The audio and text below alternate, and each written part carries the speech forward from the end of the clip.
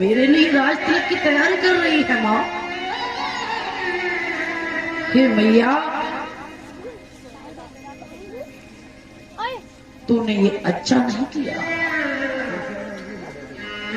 थोड़ा तो विचार कर लेती। ये क्या मैं देख रहा हूं कि अयोध्या में पक्षी, गाय, जीव, बारे बारी कन्याएं कर रही हैं। हाँ राम, हाँ राम, मालूम हुआ कि मेरे पिता का देहांत हो गया। मैया तूने गजब ढा दिया। हे मैया, तूने बिल्कुल भी नहीं विचारा।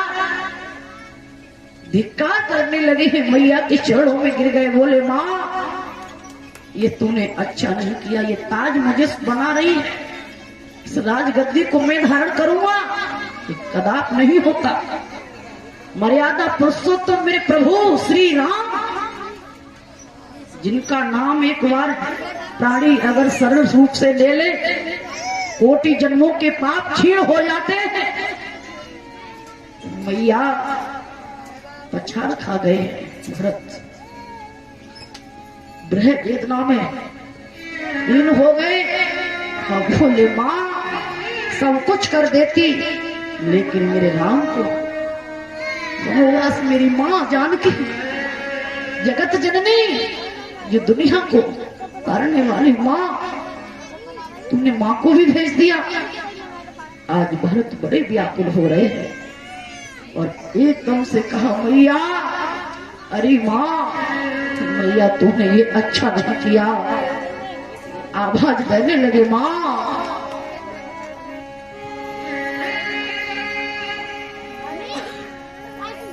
अरे दुष्ट पापिनी के कई माता, आर मरी नहीं कलहारी। माँ, कई माता और तुम मरी नहीं कलहारी। और भाई बन को भेज दिए तेने जुल्म किए बड़े भारी। भाई बन को भेज दिए तेने जुल्म करे बड़े भारी।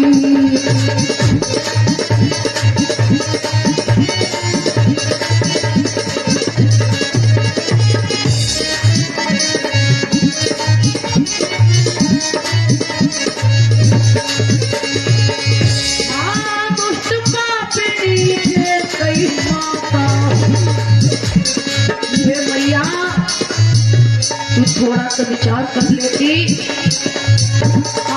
दुष्ट पापिनी के कई माता, तो मैं नहीं रे कलहारी। भाई बन को भेज दिए तेने जुल्म किए बड़े भारी। जुल्म किए बड़े भारी, जुल्म किए बड़े भारी। जीवन को भेज दिए जुल्म करे बड़े भारी।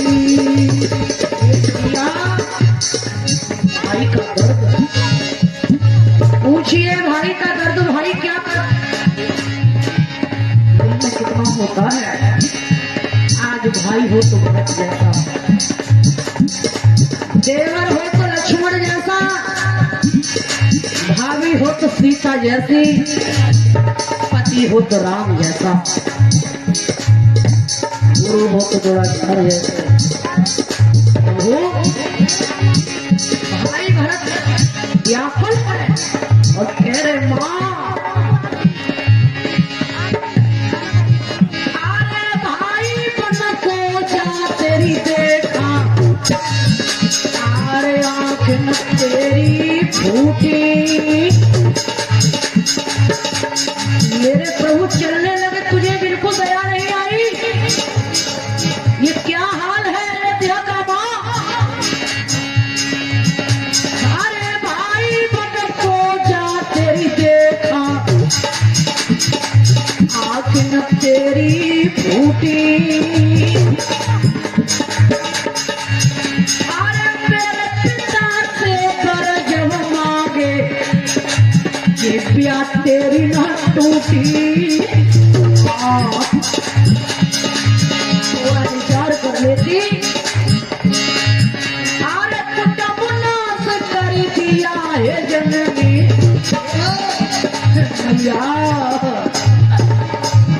अरे कुटुंब नाश कर दिया है मैया बन के नागिन काली।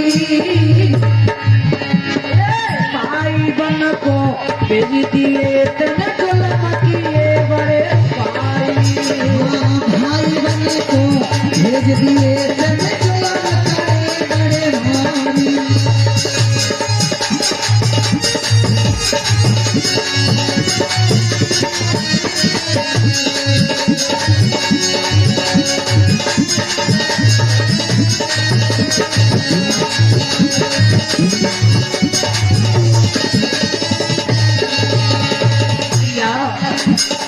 थोड़ा सा विचार कर लेती माँ।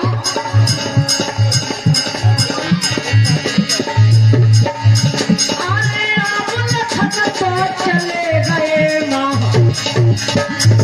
कुछ नहीं है देखना। प्रभु मेरे श्री राम जब बन के लिए गए तो थोड़ा सा तो प्यार करते। मेरे पिता के भी प्राण चले गए।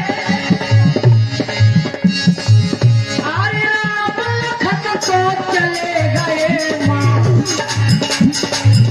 आर मैं भी बन को जाऊं। और जब तक राम लखन नए लौटे घर वापस नए आओ। जब तक राम लखन नहीं लौटे घर वापस नए आओ।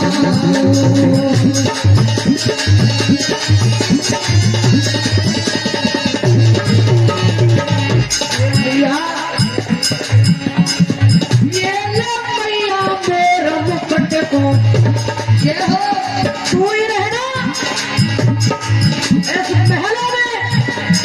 ये भवन ये ताज ये राज तेरा ही।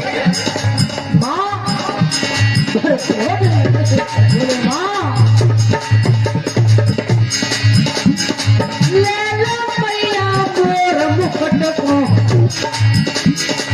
समरा मारे लो तन में।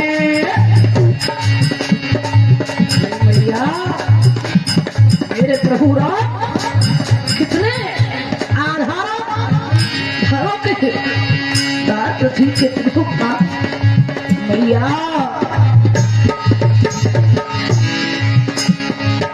अरे राम लखन तो चले गए माँ लगी रही आग भवन में। मेरे भोले लखन वो भी चले गए। मैया रहना चलाना अयोध्या का राज। मैया पिता के प्राण तूने ले लिए। अरे राम लखन तो चले गए माँ मैं भी बन को जाऊं। और जब लखन न लौटे घर वापस आऊं।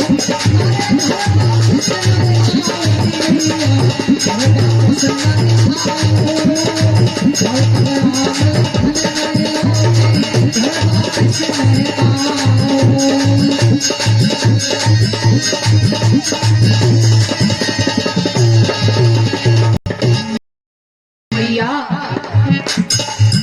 ये दुष्ट पापनी के कई माता मरी नहीं कलहारी। तेने भाई बन को तेरी दिए तेने जुल्म किए बड़े भाई। भाई बन को भेज दिए तेने जुल्म किए बड़े भाई।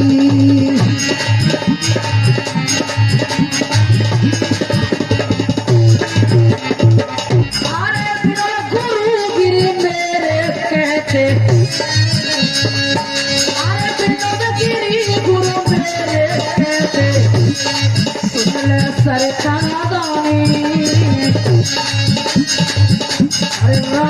लखन जीवन की धार में है गई टूटी पानी।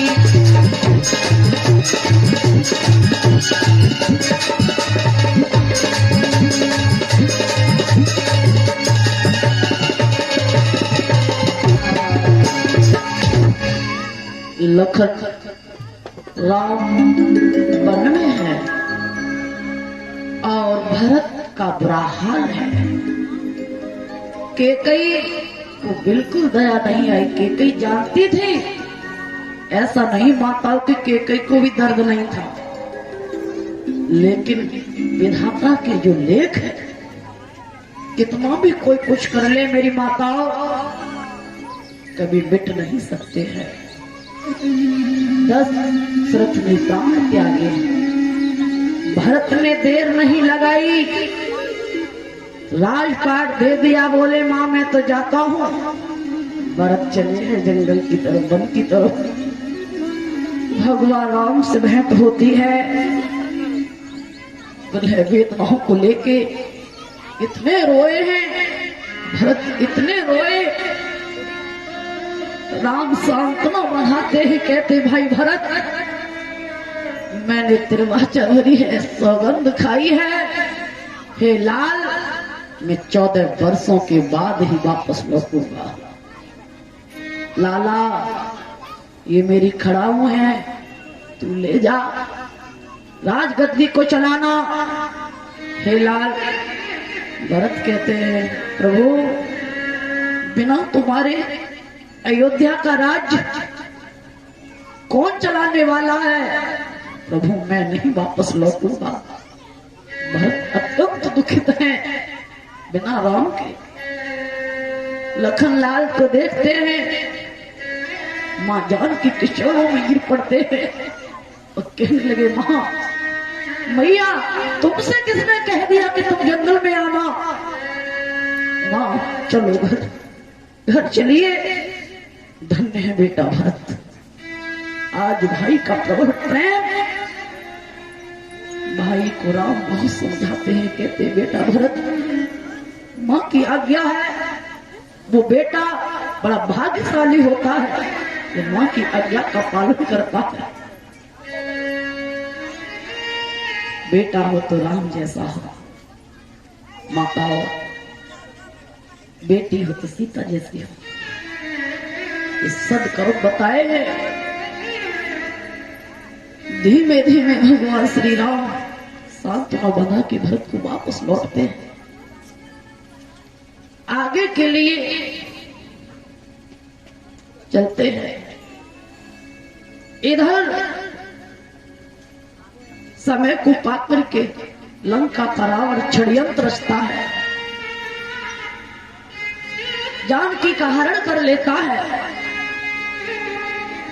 मेरे भगवान श्री राम ने सारी जीवन कष्ट उठाया है, मेरे प्रभु ने मर्यादा को नहीं त्यागा है। कितने कितने कष्ट मेरे श्री राम ने देखे। माता तुरंत शादी हुई, अयोध्या के राज्य बनने वाले तब तक वनवास हो गया। वन में गए, कितने कष्ट झेले हैं। माताओं सीता का हरण हुआ, जटायु ने भेद बताया, रो रो के लंका का रावण ले गया है। वन में भटक रहे हैं। हे खग हे मृग मधुकर सेनी, तुम देखी सीता मृग नैनी।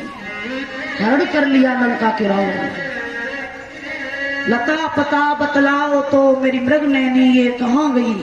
चांद सूरज ये तुम बोलो मेरी जनक नंदिनी कहाँ गई? राम पर अत्यंत कष्ट है। आज धीमे धीमे पता हुआ, आगे बढ़े,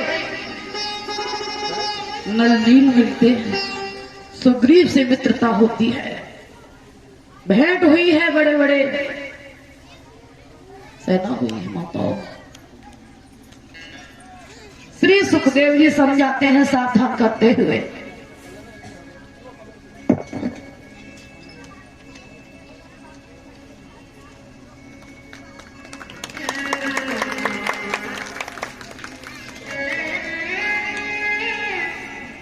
इसी श्रृंखला में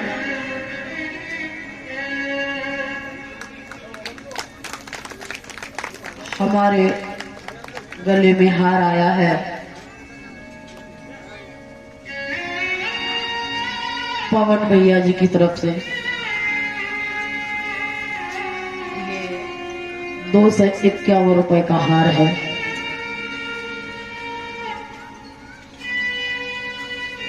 और इससे पहले भी हार आए थे हमारे गले में हमारी माता जी की तरफ से, जो बनी सिंह भैया है, उनकी मैया ने भी गले में हार डाला था मेरे। और विक्रम जो भैया है, उनकी बिटिया ने भी साथ मिलके, दोनों दादी नातिन इतना है, दोनों ने मिलकर डाला। सभी साथियों का सम्मान कर रहे हैं पवन भाई हमारे। हम तो ठाकुर जी से यही आराधना करेंगे, हे राधा रानी, हे गोविंद,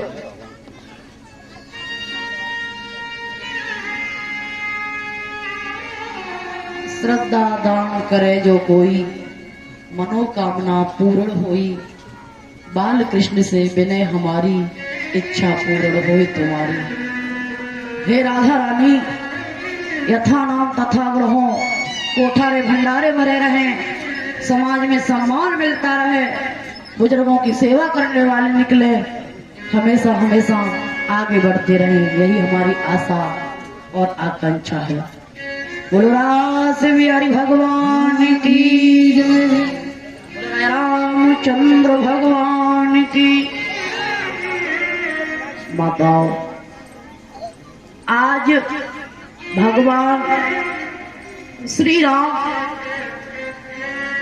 बड़े बड़े, जब सीता का हरण हो गया, लंका पर चढ़ाई करते हैं, समुद्र बांधा गया है, पवन सुत हनुमान ने बड़ा सहयोग दिया है। लंका के रावण को भाई विभीषण जो है, विभीषण के कहने पे नाभि में बाण मारा है भगवान राम ने। आज देहांत करने के बाद भगवान श्री राम ने विभीषण को लंका का राजा बनाया है। बोलो रामचंद्र भगवान की जय। एक भजन बोलेंगे, उसके बाद हम आगे चंद्रवंश की तरफ लेके चलेंगे, क्यों समय कम है। तो आज भगवान कृष्ण का अवतार होगा, बड़ा सुंदर। यह है ना, मीठी मीठी तालियों के साथ सभी बोलेंगे बड़े भाव से।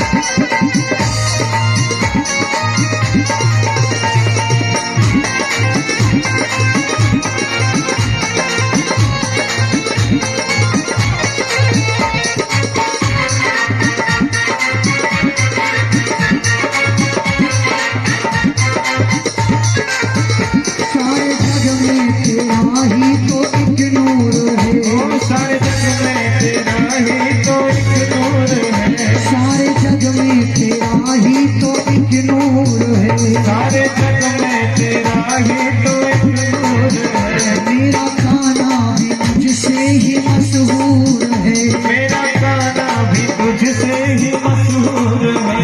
बदकिस्मत है वो जो तुझसे दूर है, बदकिस्मत है वो जो तुझसे दूर है। रहमत का यहाँ नजराना मिले, रहमत का यहाँ नजराना मिले। मैं जहाँ भी मैं जहाँ भी मैं जहाँ भी रहूं बरसाना मिले। मैं जहाँ भी रहूं बरसाना मिले। हाँ मैं जहाँ भी रहूं बरसाना मिले। मैं जहाँ भी रहूं बरसाना मिले।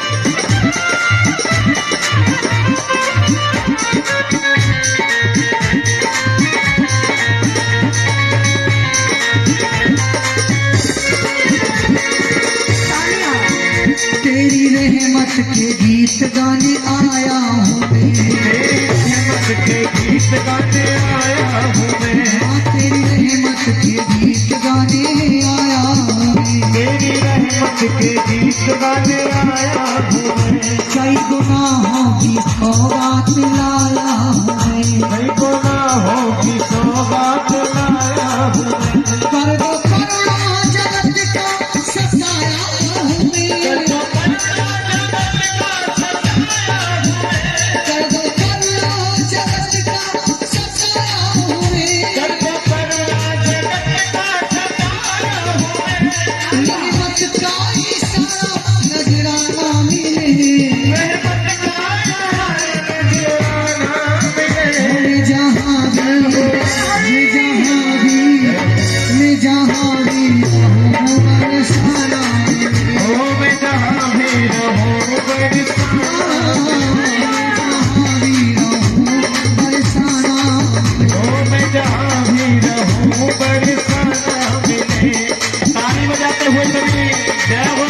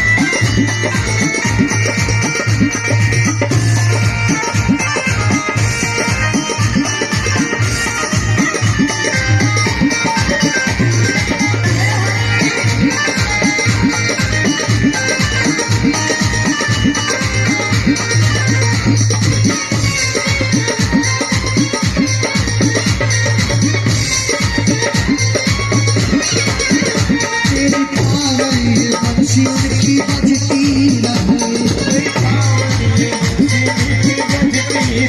तेरी पायल ये बंसी उनकी बजती रहे जोड़ी प्रीतम प्यारे की ये सजती रहे जोड़ी प्रीतम ये प्यारे की सजती तेरे रस्तों पे छाई ये मस्ती रहे तेरे रस्तों पे छाई ये मस्ती रहे तेरी चरणों की रंग में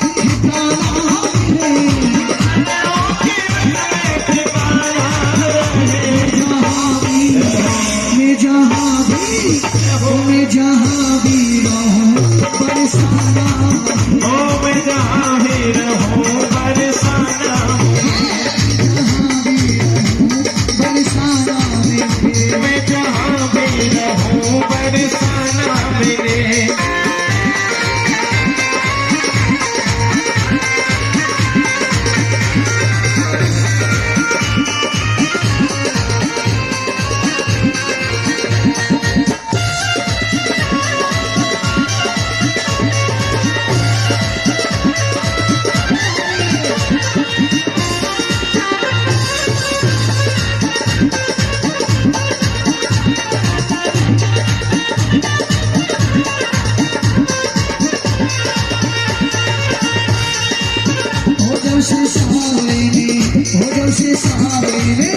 जब से सावरे पकड़ा मेरा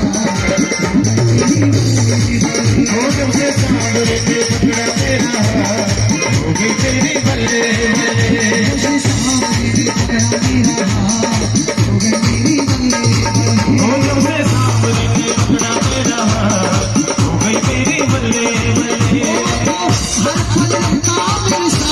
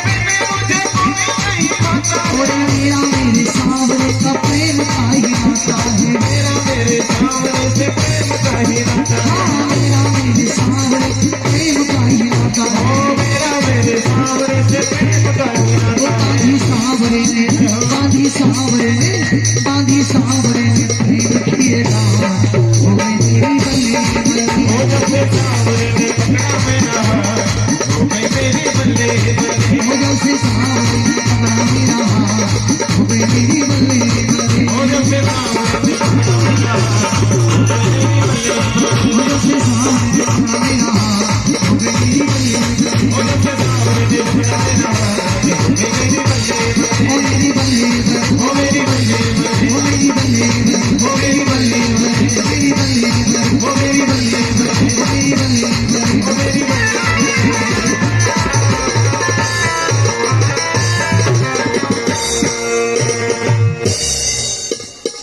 बोलो राय रामचंद्र भगवान की जय।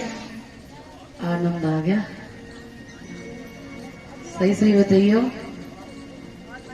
किन किन दिन हाथ उठा के भजन बोला है? हाथ उठाइए। और पैर किस किसने घुमाया? हाथ उठाइए। कच कच कच झूठी पीछे ले गए मुड़ मुड़ के, तू उठाए तो हम उठाए। हाँ? इसको कहते हैं भक्ति की हिलोर, है ना?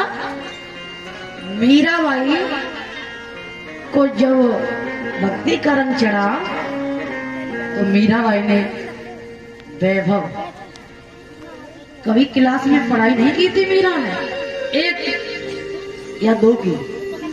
मीरा के नाम से लोग आज डिग्रियां प्राप्त कर रहे हैं, है ना? दूसरी, मीरा ने कह दिया राणा वैभव नहीं चाहिए तेरा, वही रंग हमारी माताओं के अंदर हर समय होना चाहिए, है ना? जैसे कि अभी कितना आनंद आ रहा था, जब भक्ति अंदर से उमड़ती है तो दूसरे की जरूरत नहीं पड़ती कि जी तू चल तू चल तू चल। मीरा ने किसी को लिया थोड़ी था, सुतई भाव विभोर हो गई थी। हे राणा, दुनिया छोड़ सकती हूँ लेकिन गिरधर को नहीं छोड़ सकती, है ना? कितना आनंद अभी आ रहा था, है? तो आ जाएंगे। ये भी नृत्य कला एक भक्ति है। भगवान की भक्ति कई रूप से ली जा सकती है, भाव होना चाहिए, है ना? बोलो राजा रामचंद्र भगवान की जय। हेमंत समझ बोलो। श्री सुखदेव जी समझाते हैं,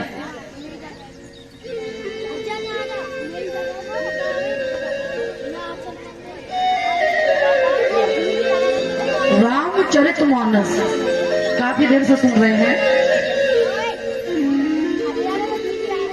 रामचरितमानस का अर्थ क्या है? राम कहते हैं परमात्मा को, चरित्र कहते गुण और कर्म को, मानस कहते मनुष्य को। सारे रामचरित जो कथा है उसमें एक ही निचोड़ आया है, हे जीव, तुलसीदास ने जो लिखा है, हे जीव, ग्रस्त जीवन में आकर के जिस प्रकार मेरे राम ने कर्म किए वो कर्म कर, जैसे मर्यादाएं चलाई निभाते हुए जीवन को यापन किया, वही मर्यादाएं निभाना सीख। सारा निचोड़ रामचरित में यही है कि मेरे पद चिन्हों पे चल, मेरे गुणानुवाद कर, मेरे जैसे कार्य किए वैसा तू कर। यही रामचरित मानस का सार है। बोलो राजा रामचंद्र भगवान की। आ जाएंगे, समय को देखते प्रिय भक्तों,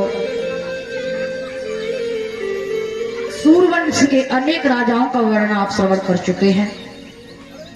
अब चल रहे हैं चंद्रवंश की तरफ। चंद्रवंश का निरूपण करते हुए चंद्रवंश में मेरे गोविंद का प्रत्यय हुआ है। प्रिय भक्तों, ब्रह्मा के पुत्र हुए हैं अत्रि। गौर करना शब्दों पर। ब्रह्मा के पुत्र हुए हैं अत्रि। अत्रि के ही पुत्र हुए आगे चल के चंद्रमा। चंद्रमा से बुध हुए। बुध से ही पुरुरवा हुए हैं। इन्हीं पुरुरवा के आगे चल के 6 पुत्र हुए हैं। सबसे बड़ा बेटा है आयु, दूसरा बेटा है सुतायु, तीसरा है सत्यायु, चौथा है रे, पांचवा विजय और छठवां जय।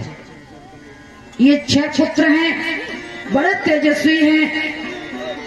आगे चल के इन्हीं के वंश में एक गाध हुए हैं महाराज। गाध महाराज बड़े तेजस्वी राजा है। धीमे धीमे महाराज समय व्यतीत होता चला जा रहा है। गाध के ही राज्य में आगे चल करके कई पीढ़ियों में आगे बस चलने के बाद में नहुस हुए हैं। नहुस के 6 पुत्र हुए। परीक्षित महाराज पहला बेटा है यति, दूसरा है ययाति, तीसरा संयाति, चौथा अजाति, पांचवा व्यति और छठवां कृति। तो ययाति जो है क्षत्रिय वर्ण के है। महाराज आते हैं, एक दिन घोड़े पर सवार होकर जंगल में शिकार खेलने के लिए जाते हैं। इधर विश्व परवा है एक महाराज, उनकी एक बिटिया जिसका नाम है देवयानी। शुक्राचार्य महाराज हैं, उनकी एक बिटिया शर्मिष्ठा। जंगल में विहार करने के लिए जाती है, सरोवर में स्नान करने जाती है। तो अचानक से एक दूसरे के वस्त्र अदला बदली हो जाते हैं। देखते देखते शर्मिष्ठा को कुएं में डाल देती है देवयानी। कहती पगली, जब डाल के चली आती है तो राजा याती जंगल से वापस लौट रहे हैं, रो रही है, पड़ी पड़ी उसमें शर्मिष्ठा विलाप कर रही है।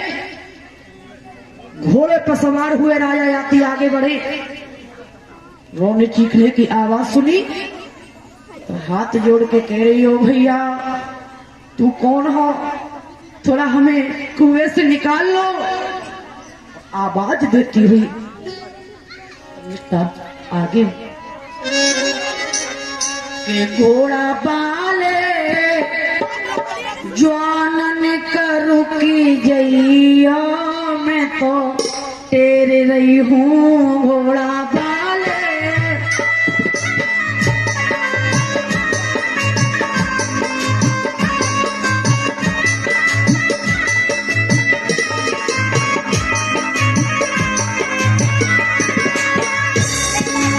बड़ी हुई शर्मिष्ठा बड़ी तेजी से विलाप करती है, कहती है, हे भैया मेरी बात एक सुन लिए,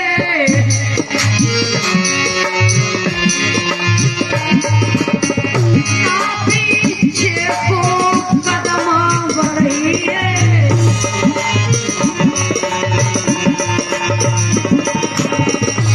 मैं पनिया तेरे पड़ रही हूँ, भारी तेरे रही हूँ, मैं पनिया तेरे पड़ रही हूँ, मैं तो तेरे रही हूँ घोड़ा।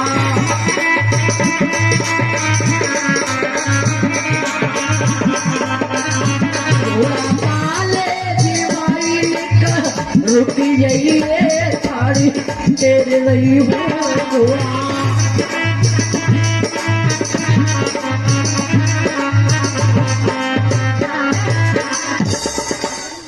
इधर जैसे ही आवाज शर्मिष्ठा की सुनी तो घोड़ा रोक दिया गया।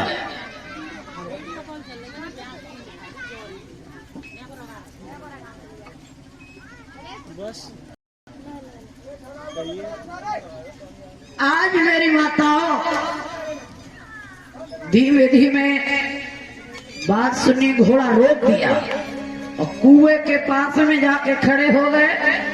कुआं में पड़ी हो आवाज दी तो रस्सा डाल दिया, घोड़े की जो लगाम पकड़े डाल दिया। राजा याती बोले, तुम कौन हो, कहां से आई हो? और रस्सा डाल के बाहर निकाल लिया। शर्मिष्ठा बोली महाराज तुमने कलाई पकड़ी है, ये कर पकड़ा, पकड़ के छोड़ मत देना। याती बोले छोड़ मत देना मतलब कहने का तात्पर्य, हे प्रभु मुझे श्राप लगा है कि मुझे कोई ब्राह्मण पति न मिलके क्षत्रिय पति मुझे कोई मिला।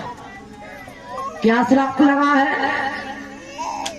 कच्छ जो थे ना, कच्छ के बारे में पूरा वृतांत बताया है।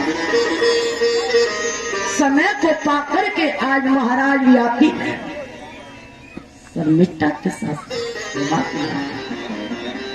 शुक्राचार्य ने शर्त रखी है कि मेरी बेटी की शादी जहां होगी ये बांधी बन के जाएगी।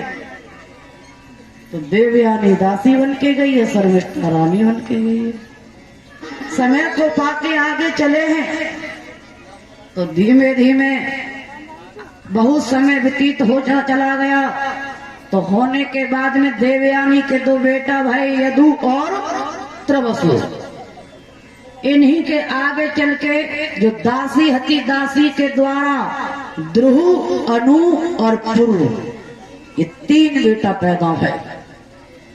भाई देखते ही देखते शुक्राचार्य को पता चल गया कि मैंने कहा था ये बांधी बन के जाएगी, इसने तो ये कैसा जिमाई है, श्राप दे दिया। कहा ओरे पापी जिमाई, तूने मेरी आज्ञा का उल्लंघन किया, मैं तुझे श्राप देता हूँ कि तुझको ये बुढ़ापा आज ही आ जाए। यात्री को बुढ़ापा आ गया है।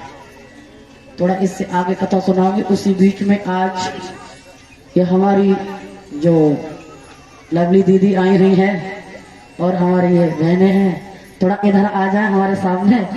और ये भैया हमारे स्वागत के लिए बोल रहे हैं। कोई बात नहीं दीदी, इनकी दिल की इच्छा है। बच्चों तुम्हारे छोटे छोटे हैं ये, और तुम्हारे बराबर भी तो कर ही नहीं सकते, क्योंकि इनका दिल कितना होता है, अपने से बड़ों का सम्मान करना भावना होती है ना। ये सीखेंगे कैसे झुकना।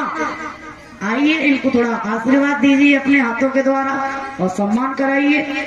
आ जाओ, हमारी लवली दीदी सामने खड़ी हैं, आराम से स्वागत के लिए सभी जो भी स्वागत करना चाहता है भैया स्वागत करें। तालियां कर बजा दो एक बार।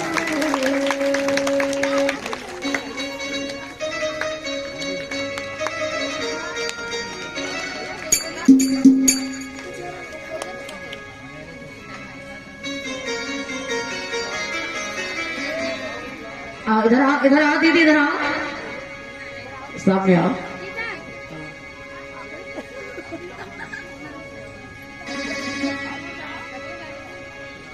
इधर आओ ऊपर, सबने सम्मान कर दो। तो अब हम तो करवा ले भैया, सबे को पता ना फकीर ने की बाबा मातो मन की कहां पे कहां भजत करे।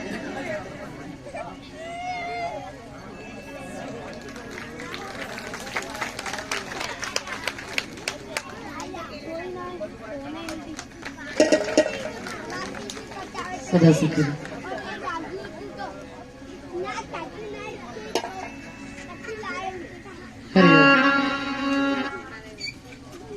बोलो राधा रानी सरकार की।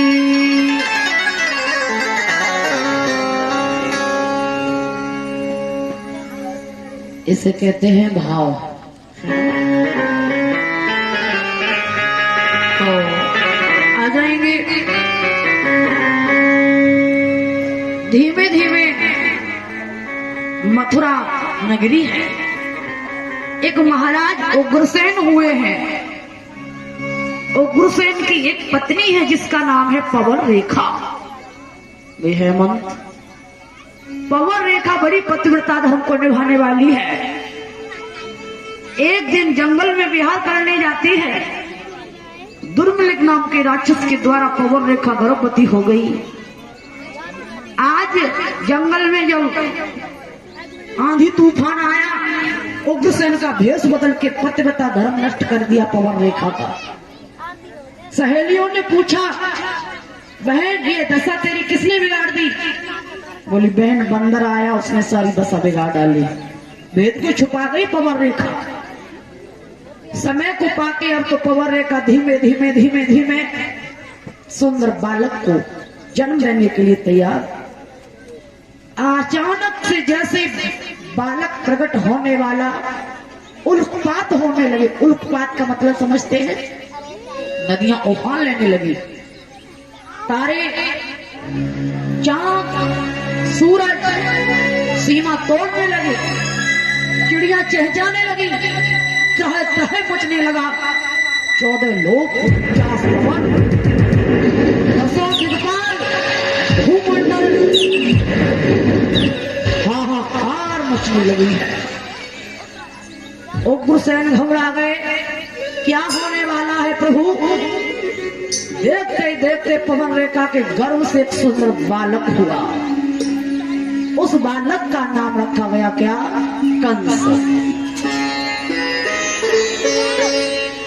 प्रकट होते ही भूकंप आ गए हैं, तूफान, सनसनाहट की आवाज भरते हुए त्राहि त्राहि मच गई है। त्राहि त्राहि मची। उग्रसेन महाराज घबरा गए। सरल रूप के थे, देवता जैसा रूप था। बोले प्रभु हे नारायण, नमामि निर्विकारं नमामि विश्वव्यापकं नमामि देव निरंजनं नमामि योग वंदन। हे प्रभु क्षमा करिए प्रभु। देव ऋषि नारद आ जाते हैं, बीड़ा बजाते हैं, नारायण नारायण नारायण। कहा बेटा उग्रसेन? गुरुजी प्रणाम। सीताराम गुरुजी। उग्रसेन ने कहा गुरुजी हमारे बेटा की हस्तरेखा देखो। हस्तरेखा देखी तो कहने लगे हैं नारद जी बेटा ये तेरे घर में बालक पैदा नहीं हुआ है, ये बहुत बड़ा उत्पाती पैदा हो गया है। इसकी हस्तरेखा कह रही है बेटा उत्पाती नहीं है, कलंक पैदा हुआ है तेरे जीवन में, वो ब्राह्मणों को सताएगा।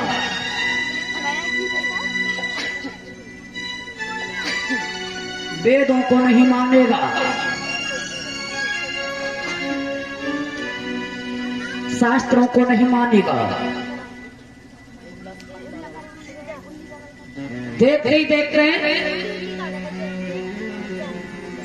इतनी निंदा करेगा, धर्म कर्म को नहीं मानेगा, बारी बारी कन्या के साथ अनाचार करेगा। तो गुरुसेन कहने लगे गुरुजी अभी ये छोटा है, इससे बचने के लिए कोई उपाय है?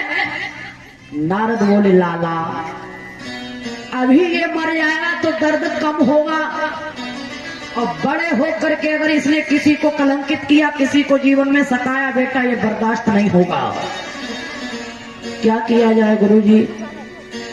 इसको संदूक मंगाओ, बंद करिए और मथुरा के जमुना जो है पीछे बह दो, डालो इसको, कहीं भी जाए हमारी मथुरा तो सुरक्षित रहेगी।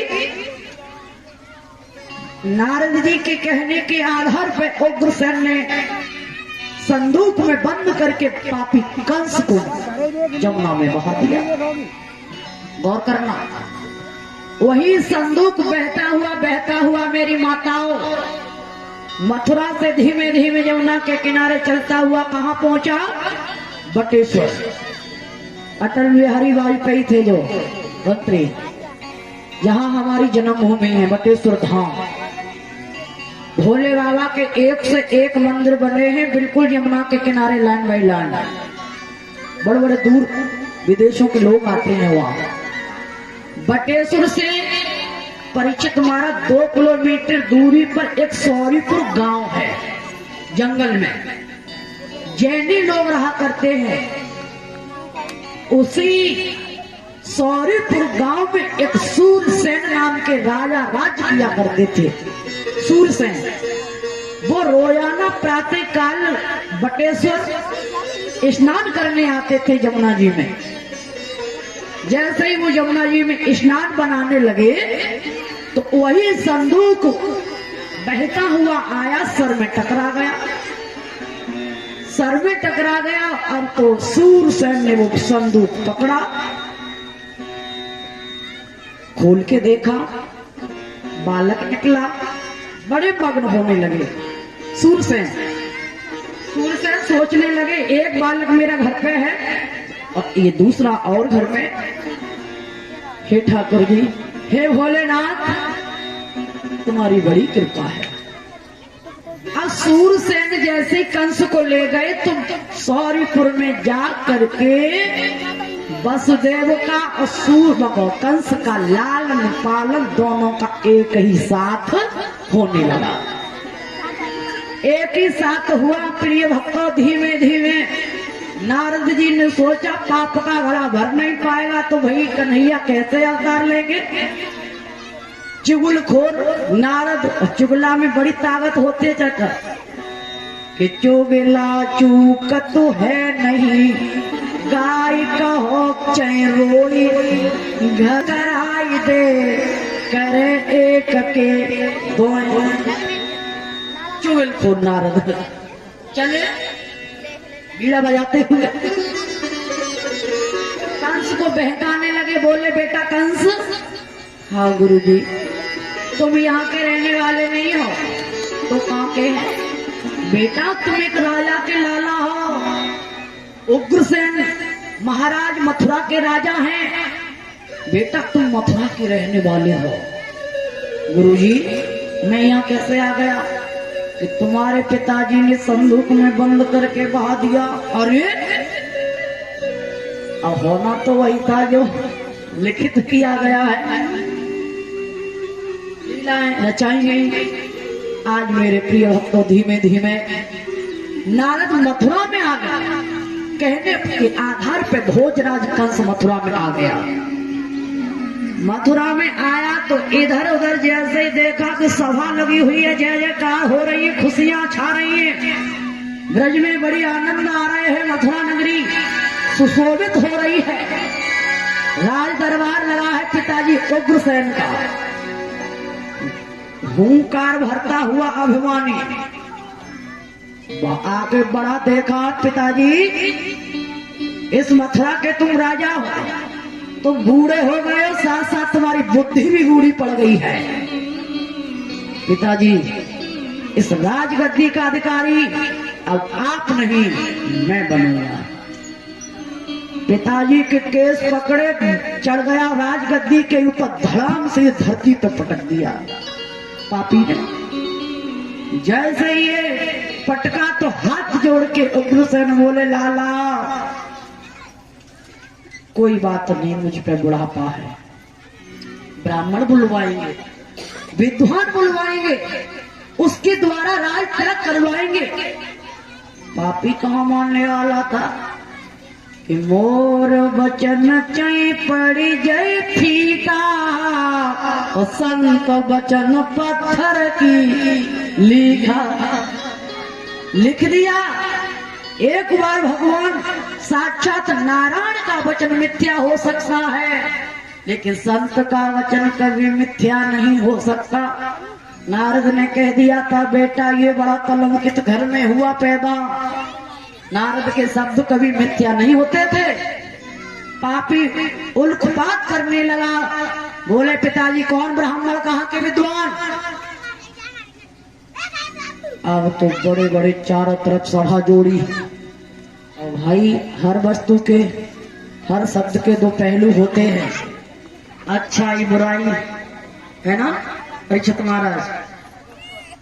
जो कंस जैसे भाव के हते आगे आगे बैठे सभा में, और जो भगवान कृष्ण के भाव के थे पीछे बैठे, और डर के मारे कंस ने कई मंत्रियों, ये बताइए इस मथुरा का राजा कौन है?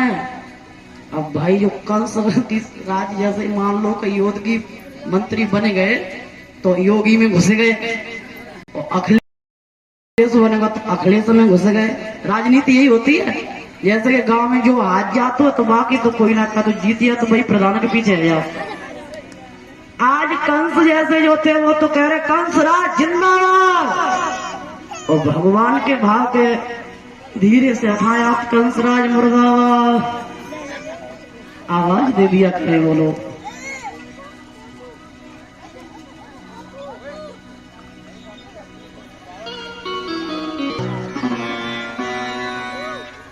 कंस राज को चलाने के लिए तैयार हुआ। अब कंस राज गद्दी चलाने लगा।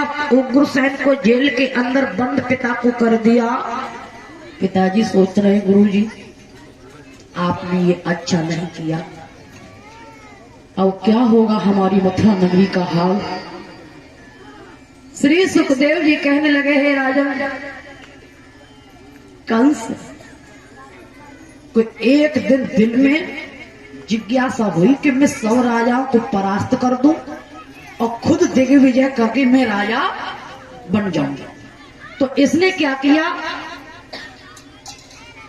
मगध देश जाके पहुंचा है।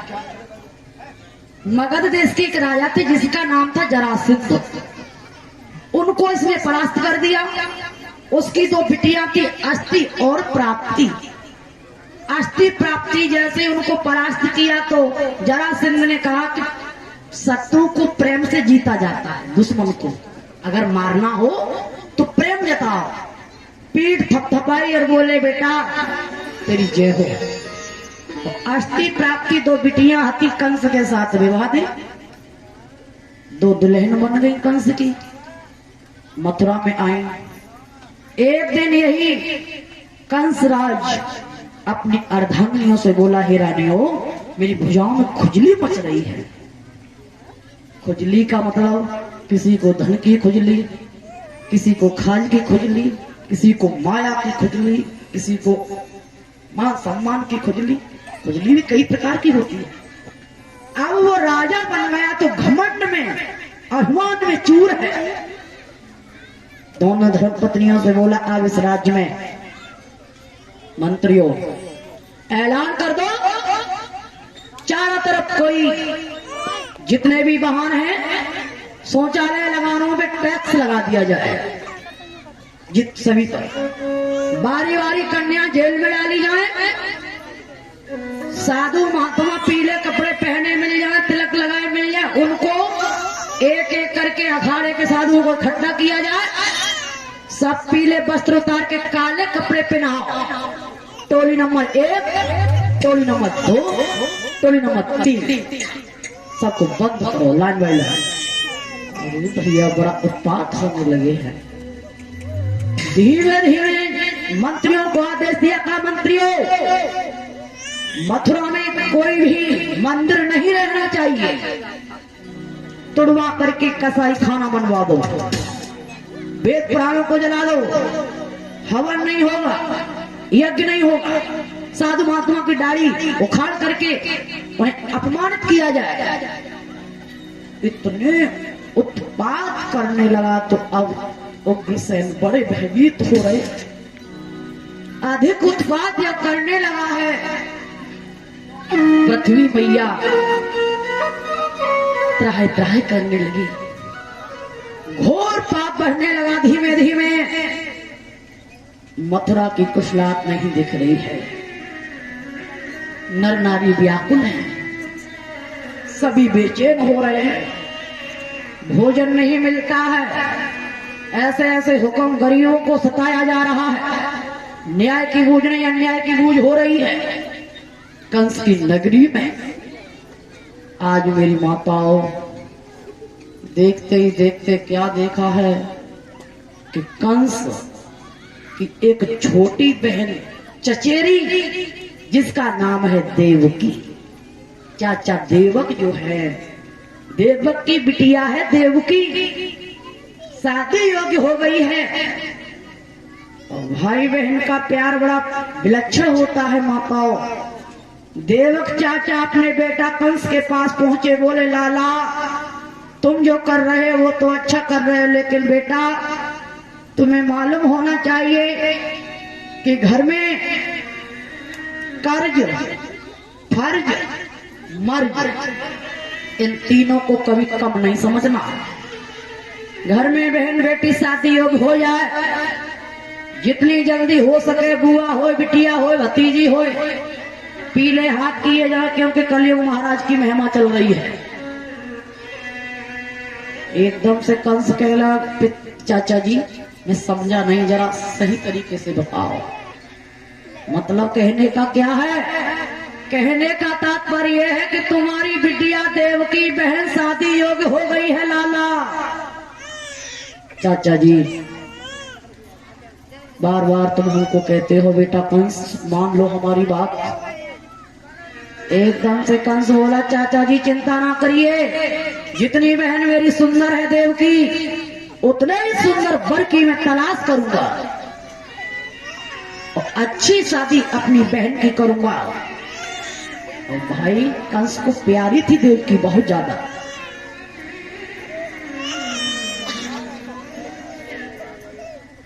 मथुरा में नाई पंडित बुलवाए और नाई पंडित को बुलवा करके कह दिया कि जैसा पत्र हम बोले वही पत्र लिखना, आगे कुछ मत लिख देना। पापी तो पापी, मथुरा नगरी को दुल्हन की तरह सजवा दिया, चारों तरफ ऐलान कर दिया कि मेरी बहन की शादी होने जा रही है। और पत्र लिखवाया है बड़ा सुंदर भाव बनाते हुए भोजराज कंस ने। यह है मन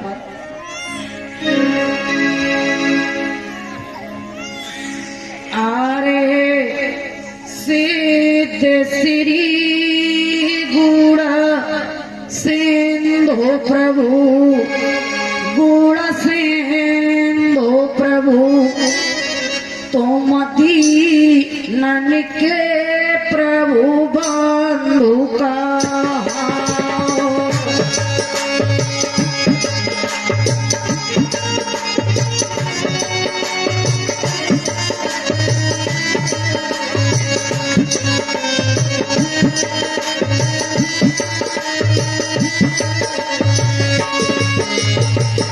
गौर करना,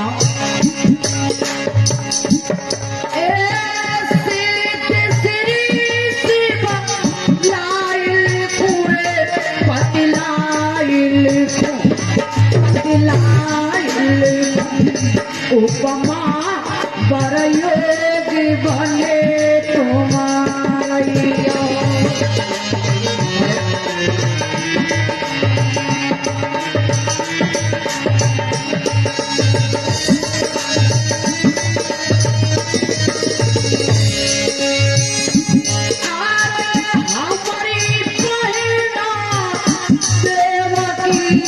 राजा देवकी वसुदेव देवकी तुम साजे साज के तो बड़ाई कहिए लइया।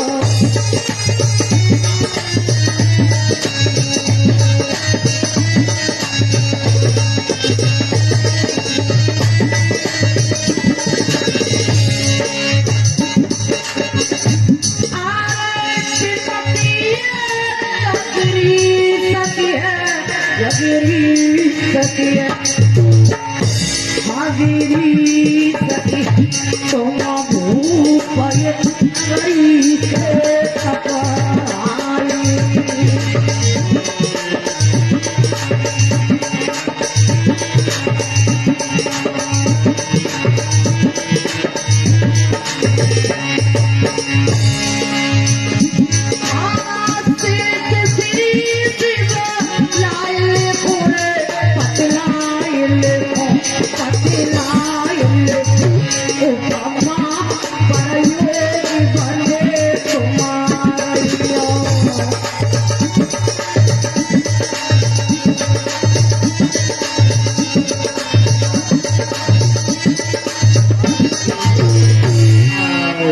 पत्र को लिख दिया है, वसुदेव के लिए पत्र भिजवाया।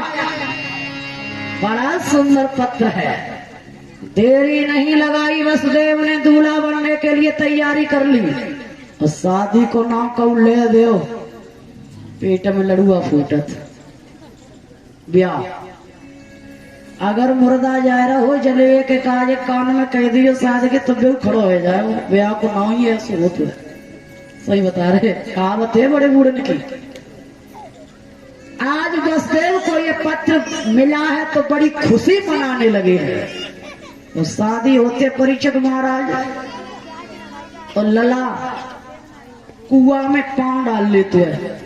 यहाँ परंपरा होगी अपने ब्रज की यही परंपरा है कि पैर डाल ले वो लला धर्मवीर और पीछे तमते अम्मा पैर डाल लेगी और पीछे तो दूल्हा पकड़ के कहेगो कि अम्मा तो काज हम नहीं बहू ले आएंगे हटे जा जम गिरे मत कहता है ना। वसुदेव का बड़ा हल्दी हुआ चंदन हुआ तिलक हुआ बरमाला की तैयारी हुई। अब मैया वसुदेव की कहा करी कि कुआं में पांव डाल के बैठ गई। आए वसुदेव बोले मैया सब दूल्हा बनाए ले। जब घर में लला के ब्याह होते है तो दूल्हा वरना गाते हैं। पहले की हमारी मैया एक वरना गाती थी बड़ा पुराना वरना। वरना काला सूट सिलवाना सोने के बटन लगवाना है। वरना पहली लड़ाई जब लड़ना अपने बाबा को साथ ले जाना। वरना लड़त लड़त रंग बरस महलन में बिजली। वरना पुराने वाले और आजकल फिल्मी वरना है। ये बिटियां हमारी गाती हैं छज्जे ऊपर वरना ठाड़ो इंतजार कैसे गाती है। मैं तो गायबूंगा तो जे वरना ना है वरना बड़े सुंदर वरना गाया जा रहा है। बोलेंगी सभी माँ के तूला बन वसुदेव चले सारी कुआ मरिया तूला